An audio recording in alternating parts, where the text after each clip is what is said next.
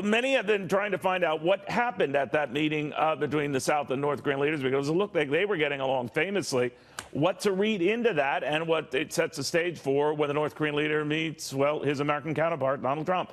Let's get the read right now from former CIA intelligence officer Peter Brooks and Fox News foreign policy analyst Kyron Skinner. Kyron, what are your views of how the meeting went between the two Korea leaders and what we could glean from that? It certainly seemed like they were getting along just fine. Well, it was spectacular and historic. I can't think of enough adjectives to describe what has happened. But it was, above all, it was substantive and comprehensive.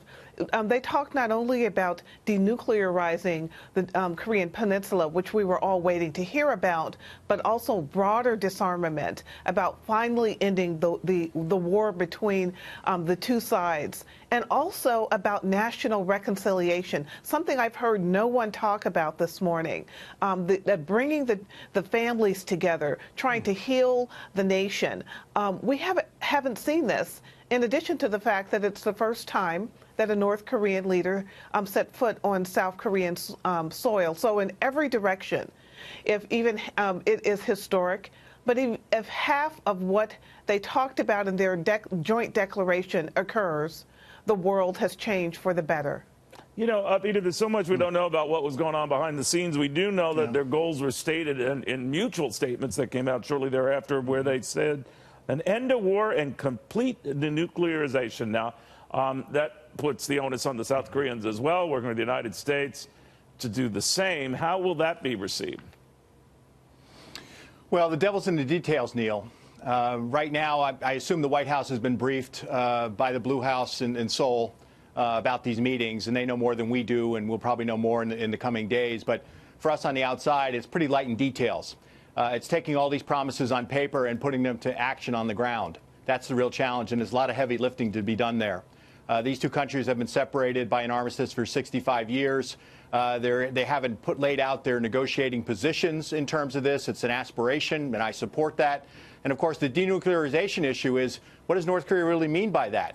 There are a lot of us who have been working on North Korea for many, many years, have been through the failed agreements in the past, that are concerned about North Korea isn't really willing to completely denuclearize, that they have a different definition of denuclearization than we do. So we're going to need to know a lot more, and there's a lot of work to be done. So color me cautiously optimistic, but deeply skeptical of North Korea's intentions. All right, we're already seeing progress, the likes of which we have not seen in decades, at least so far. To your point, Kyron, the concern seems to be what would make President Trump, get away from the table, stand up and walk away when he talks about not making much progress, or what do you think that would be? First of all, let me also add that the United States is mentioned in the joint statement as being a central player in any negotiations going forward between the North and the South. And China was mentioned only after that as a potential fourth party. And I think that means that President Trump will stick to his word, because he has been very credible. And for him, it means denuclearization in the way that we understand it, no nuclear weapons.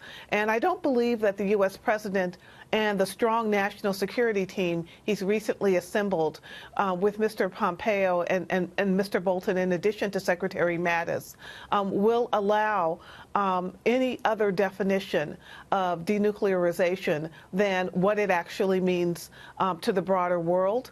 But also, we will help facilitate the peace process. And this is, in a way, fulfilling the America First doctrine, in the sense that President Trump has called for self-determination, for regional solutions to regional problems. In fact, he's helped at the global level facilitate a discussion between North and South Korea, and that's what he wanted all along.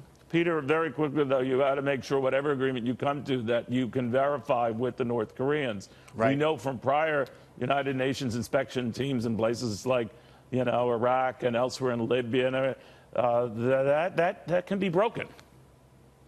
Yeah, I'm sure that the White House team will insist upon that we have intrusive inspections, no notice inspections, but this could be a challenge with North Korea. You know, we have made progress. Like I said, there's reason to be cautiously optimistic, but there's a lot of work yet to do. And our history with North Korea shows that there are significant challenges. So let's test their diplomatic intentions at talks and see where it goes. All right, guys, I want to thank you both very, very much. Again, off to a good start on this.